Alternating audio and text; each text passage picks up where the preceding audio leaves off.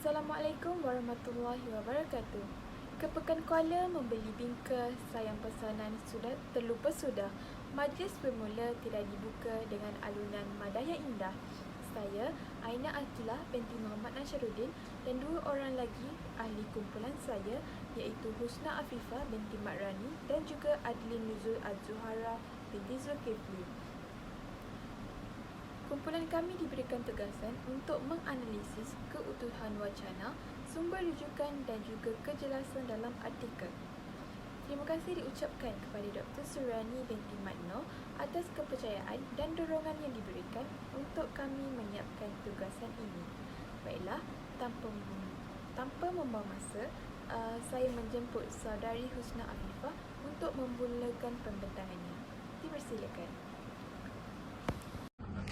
Assalamualaikum warahmatullahi wabarakatuh dan selamat petang. Saya Husna Afifah binti Mat Rani dan hari ini saya akan menerangkan tentang keutuhan wacana. Sebelum saya pergi dengan lebih lanjut, apakah itu keutuhan wacana? Jadi, menurut Kamus Dewan tahun 1996, keutuhan wacana bermaksud suatu kesatuan, ucapan, pertuturan dan percakapan. Manakala, menurut Asmah Haji Omar pula, keutuhan wacana ialah keseluruhan pelahiran bahasa oleh penutur atau penulisan berkenaan sebagai suatu yang bermakna dalam komunikasi. Keutuhan wacana itu penting bagi menentukan sama ada sesuatu teks atau kesatuan bahasa itu satu wacana yang utuh atau tidak. Tanpa ciri-ciri keutuhan ini, kesatuan bahasa itu hanyalah sekumpulan ayat yang tidak bermakna dan tidak teratur. Untuk pengetahuan semua, keutuhan wacana juga dapat diteliti daripada wujudnya kaitan-kaitan aspek semantik, fonologi, leksikal dan juga gramatikal. Seterusnya ialah keutuhan semantik. Terdapat dua jenis keutuhan wacana dari segi semantik. Antaranya ialah hubungan antara bahagian-bahagian wacana dan kesatuan latar belakang semantik. Hubungan semantik antara bahagian-bahagian wacana melibatkan hubungan antara klausa dan ayat sahaja dapat diperhatikan seperti berikut. Pertama sekali, hubungan sebab dan akibat. Hubungan sebab dan akibat yang terdapat dalam artikel ini ialah perkara ini juga dikaitkan dengan kepercayaan masyarakat yang telah menjadi tradisi sejak dahulu lagi sehingga menyebabkan tiada jawapan konkret yang boleh menjelaskan keraguan terhadap sesuatu itu. Jadi, di mana kita dapat lihat bahawa ayat perkara ini dikaitkan dengan kepercayaan masyarakat yang telah menjadi tradisi sejak dahulu lagi merupakan sebab manakala ayat menyebabkan tiada jawapan konkret yang boleh menjelaskan keraguan terhadap sesuatu itu merupakan akibat. Khususnya ialah hubungan sebab dan hasil. Contohnya ialah pawan Yor dilihatnya mulai gemetar. Ada kelihatan renik peluh mengalir dari dahinya. Jadi, disebabkan pawan Yor mula gemetar, hasilnya ialah renik peluh yang mengalir dari dahinya. Akhir sekali ialah hubungan sebab dan tujuan. Okey, sebab dan tujuan pula ialah dia terpaksa melakukannya bagi mendapatkan bisa ular tersebut untuk dijadikan sebagai satu bahan santau. Jadi, sebabnya ialah mendapatkan bisa ular. Tujuannya adalah menjadikan sebagai satu bahan santau. Seterusnya ialah keutuhan fonologi. Keutuhan fonologi yang terdapat dalam wacana melibatkan hentian suara, nada suara dan intonasi suara. Hal ini dapat menimbulkan hubungan semantik yang berbeza antara bahagian-bahagian wacana. Dalam wacana tulisan, terdapat beberapa unsur paralinguistik iaitu alat-alat yang digunakan untuk menjelaskan persembahan wacana. Alat-alat tersebut ialah tanda baca seperti noktah, koma, tanda soal, titik bertindih dan sebagainya. Contoh yang terdapat dalam artikel ialah saya pun yakin dia akan selamat, kata Badin. Ini merupakan ayat penyata di mana intonasi suara yang digunakan adalah secara mendata. Seterusnya, contoh yang kedua ialah tetapi bukankah pawang Cai disantau? Ini merupakan ayat tanya di mana ayat ini dibaca dengan intonasi suara yang meninggi. Seterusnya ialah keutuhan leksikal. Keutuhan leksikal dapat dilihat dari aspek wujudnya pertalian antara perkataan dalam suatu wacana. Hubungan leksikal dalam suatu wacana tercapai melalui penggunaan kosakata yang serasi dan sesuai. Terdapat beberapa cara memperoleh hubungan leksikal. Antaranya ialah sinonim, antonim, pengulangan kata dan juga hiponim. Jadi dalam artikel terdapat beberapa ayat yang saya kenal pasti seperti ayat cerminan atau refleksi yang nyata mengenai budaya dan sosial masyarakat. Jadi, perkataan cerminan merupakan bersinonim dengan perkataan refleksi, manakala ayat yang kedua ialah misteri atau mistik. Jadi, perkataan misteri ini merupakan perkataan yang bersinonim dengan perkataan mistik. Seterusnya adalah antonim. Bagi antonim pula, kemunculan aliran realisme magis dilihat melalui gabungan antara dua dunia, iaitu dunia nyata dan dunia fantasi, yang membawa pemikiran baru dalam karya sastera. Jadi, perkataan dunia nyata dan dunia fantasi merupakan antonim antara satu sama lain. Seterusnya ialah jika malam itu tenang akan berlaku keributan sedikit, jika malam itu sejuk akan menjadi panas seketika. Jadi, perkataan yang antonimnya ialah jika malam itu tenang, dan perkataan bertentangan dengannya ialah berlaku keributan sedikit. Dan jika malam itu sejuk akan menjadi panas sedikit. Sejuk dan panas merupakan perkataan yang antonim. Seterusnya ialah pengulangan kata. Bagi perkara ini menunjukkan sesuatu yang luar biasa dengan upaya buat jamin yang memaparkan watak luar biasa. Jadi perkataan luar biasa merupakan perkataan yang diulang. Seterusnya ialah hiponim. Alam gaib dikaitkan dengan makhluk gaib dalam kepercayaan warisan seperti hantu, jin, semangat, puaka dan sebagainya. Dianggap sebagai kedudukan yang tidak bercanggah atau bertentangan dengan kehendak Islam. Jadi, perkataan makhluk gaib ini mempunyai sama maksud dengan perkataan hantu, jin, semangat, puaka dan sebagainya. Tetapi, perkataan makhluk gaib ini secara umum sahaja. Manakala perkataan hantu, jin, semangat, puaka dan sebagainya itu merupakan perkataan secara khusus dan lebih mendalam. Akhir sekali untuk bahagian saya ialah keutuhan gramatikal. Keutuhan gramatikal ialah hubungan wacana yang berkaitan dengan tata bahasa. Terdapat beberapa jenis keutuhan gramatikal dalam sesuatu wacana dan penanda wacana dalam bahasa Melayu. Antaranya ialah penanda rujukan, penanda penggantian dan penanda penghubung. Dalam artikel, penanda rujukan yang ditemui ialah pagi itu dia perlu mendapatkan bahan-bahan asli membuat santau. Fikir Jamin, dia rasa kengerian menyerbu ke lubuk hatinya. Tidak pernah sebelum ini dia berfikir untuk bertindak sejauh ini.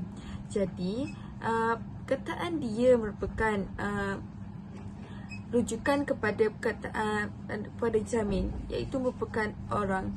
Jadi, seterusnya adalah penanda penggantian.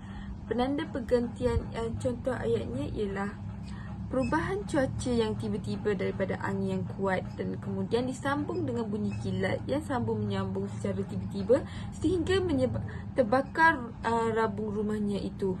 Namun, seketika kemudian keadaan diganti pula dengan hujan lebat. Fenomena ini menunjukkan kejadian yang aneh dan dahsyat yang berlaku dan tidak mungkin dapat dilihat dalam dunia nyata. Jadi, kataan fenomena ini merujuk kepada perubahan cuaca yang tiba-tiba daripada angin yang kuat dan kemudian disambung dengan bunyi yang kilat. Jadi, kataan fenomena ini merujuk kepada perubahan cuaca tersebut. Akhir sekali ialah penanda penghubung, di mana contoh ayat pertama ialah dalam bidang kesusastraan, penulisan karya realisme magis dilihat mengandungi aspek supernatural, tetapi perkara ini hanya diakui, diterima dan terintegrasi dalam rationality dan materiality.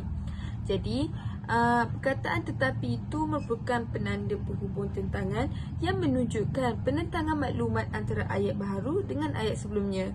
Contoh kedua ialah penelitian terhadap realisme magis dalam satu karya sastera sangat penting kerana pada dasarnya realisme magis merupakan satu cerminan atau refleksi yang nyata mengenai budaya dan sosial masyarakat. Di mana perkataan kerana merupakan penanda penghubung merupakan penanda berhubung musabab yang merupakan penanda untuk menyatakan sebab sesuatu itu terjadi. Jadi contoh yang terakhir ialah dalam erti kata lain, unsur realisme magis ini dapat menjadi satu kiasan untuk menyatakan hal-hal yang nyata dalam kehidupan masyarakat. Jadi, perkataan dalam erti kata lain tersebut merupakan penanda tambahan di mana berfungsi untuk memberikan maklumat tambahan dalam suatu perkara yang dikatakan sebelumnya. Assalamualaikum warahmatullahi wabarakatuh. Saya Adli Nuzul Zahara binti Zulkifli akan mengambil alih untuk bahagian penanda organisasi dan penanda idea. Untuk penanda organisasi, ia didefinisikan sebagai penanda wacana yang mempertautkan suatu bahagian wacana dengan bahagian yang lain. Bagi penanda idea pula, didefinisikan sebagai penanda wacana yang menghubungkan antara fakta dengan fakta ataupun idea dengan idea, dan penanda idea ini dibahagikan kepada 3 bahagian, iaitu perkembangan idea, pertentangan idea dan hubungan idea. Baik, berdasarkan artikel yang kami analisis, penanda organisasi pertama yang saya jumpa ialah sebagai contohnya, di mana ia menghubungkan antara wacana ayat pertama dan wacana ayat kedua, iaitu prinsip the phenomenal world, juga memaparkan petanda melalui objek yang berada di persekitaran tempat pemujaan itu. Sebagai contoh, tiupan lilin yang mencondong ke arah pawang. Dia menerangkan lagi tentang wacana pertama. Dan sama juga bagi ayat kedua, pada masa yang sama, dia meluaskan idea ayat pertama. Hal ini telah menunjukkan ketiadaan batas sepadan antara dua dunia tersebut pada masa yang sama. Peristiwa yang sama juga terlibat pada watak pawang Yor. Dan yang ketiga pula, secara tidak langsung wacana yang diguna, penanda wacana yang diguna. Perkara ini telah memberi petunjuk semata-mata oleh makhluk gaib kepada si pemuja tentang kedatangannya itu. Secara tidak langsung, situasi ini menerangkan hubungan yang berlaku antara dua dunia. Baik, kita teruskan kepada penanda idea. Yang pertama, perkembangan idea. Yang saya dapati di dalam artikel itu ialah malah. Ia menghubungkan antara idea untuk ayat 1 dan idea ayat 2. Malah, penggunaan malah. Dan untuk pertentangan idea, sebaliknya diguna di dalam artikel tersebut, di mana menunjukkan idea ataupun fakta yang berlawanan antara satu sama lain, antara ayat 1 dan ayat 2. Baik, untuk penanda idea yang ketiga, iaitu hubungan idea. Berdasarkan perbincangan tentang novel ini, maka jelaslah menunjukkan pengarang telah mengarapkan isu realisme magis dalam karya, di mana malah itu dia menghubungkan antara idea 1 dan idea 2. Baiklah, saya akan menerangkan tentang kejelasan. Kejelasan bermaksud mudah difahami, mudah dibaca, tidak memberi ruang untuk disalah tafsirkan, tidak bersifat sama-sama dan juga tidak kabur. Kejelasan juga menggunakan kata-kata yang ringkas dan tidak berbelit-belit. Seterusnya, ciri-ciri kejelasan. Ciri-ciri kejelasan terbahagi kepada 4, iaitu menggunakan bahasa formal, penulisan yang jelas, penggunaan akronim dan singkatan, dan juga koheren dan kohesif. Mari kita pergi kepada kohesi dan juga koheren. Apa itu kohesi? Kohesi bermaksud hubungan ataupun jalinan yang erat antara kata, frasa dan ayat untuk menghasilkan wacana yang utuh. Manakala koheren pula bermaksud kesinambungan idea yang disusun secara teratur, isi ataupun maklumat yang disampaikan dengan jalinan yang kemas dan rapi serta mempunyai makna. Pembentukan kohesi dan koheren. Bagi kohesi, pembentukan kohesi menggunakan penanda wacana, dan juga menggunakan kata hubung, manakala koheren pula menentukan isi sokongan berkait antara satu sama lain. Seterusnya, koheren juga mengeluarkan isi yang menyokong isi utama. Ia juga memastikan semua isi sokongan adalah berkait dengan isi utama yang dinyatakan dalam ayat topik serta menyusun isi secara logik. Baiklah, mari kita lihat contoh bagi kohesif. Contoh yang pertama ialah prinsip the irreducible element dapat dilihat dalam novel yang memaparkan kelompok perwatakan watak dan objek magis. Di sini kelompok perwatakan watak itu dikembangkan lagi pada ayat yang kedua, iaitu kelompok perwatakan dalam prinsip the irreducible element dapat dilihat dalam beberapa watak dalam novel ini seperti watak Jamin, Haji Samad, Resedan, Badin, Pawanca dan Pawangki. Manakala untuk contoh yang kedua pula, watak Jamin dalam novel ini merupakan seorang anak kepada pawang yang terkenal. Itu ayat yang pertama. Jadi pada ayat yang kedua, watak Jamin itu dikembangkan pula menjadi Jamin didapati mempunyai kekuatan atau kekuasaan luar biasa yang tidak dapat dilakukan oleh watak-watak lain. Yang ketiga, ayat yang pertama, berdasarkan petikan tersebut menggambarkan Badin mempunyai sebentuk cincin yang dikatakan dapat memberi perlindungan kepada si pemakainya. Pada ayat yang kedua, cincin tersebut dikembangkan pada ayat yang kedua menjadi cincin belian tersebut mampu menyerap kuasa, iaitu 7 jaluran cahaya yang dapat menghindari diri daripada kuasa jahat. Dan contoh yang terakhir bagi kohesif ialah kajian ini, ayat yang pertama, kajian ini melibatkan kaedah kepustakaan, iaitu dengan mendapatkan data sekunder daripada teks kajian. Jadi pada ayat yang kedua, dia menerangkan tentang kaedah perpustakaan itu, iaitu kaedah kualitatif, selepas tu kaedah pemerolehan data dan juga analisis dalam kandungan teks. Ketiga-tiga itu merupakan kaedah kepustakaan. Baiklah, bagi koheren pula, mari kita lihat contoh yang saya telah nyatakan di sini. Yang pertama ialah prinsip the irreducible element turut memfokuskan kepada objek magis yang dapat dilihat kepada sesuatu objek yang mempunyai kuasa luar biasa. Pada ayat yang kedua, objek magis telah dikembangkan, iaitu menjadi ayat. Hal ini dipaparkan dalam novel telah memperlihatkan benda atau objek magis yang telah berfungsi sebagai suatu benda yang mempunyai kuasa yang luar biasa. Selepas itu, bagi contoh yang kedua, setiap kejadian yang berlaku ini mempunyai mesej yang ingin disampaikan oleh makhluk gaib tersebut mengenai kedatangannya ke alam realiti. Kemudian ia dikembangkan menjadi perkara ini dilihat aneh atau mustahil untuk terjadi kerana memerlukan alatan yang menjadi sebarang ukuran atau petanda saintifik kepada sebab berlakunya sesuatu ini. Contoh yang ketiga pula, petikan tersebut menerangkan mengenai pelaksanaan santau yang merupakan satu pemujaan makhluk gaib dengan secara tidak langsung terpaksa menghubungkan antara dua dunia yang berbeza.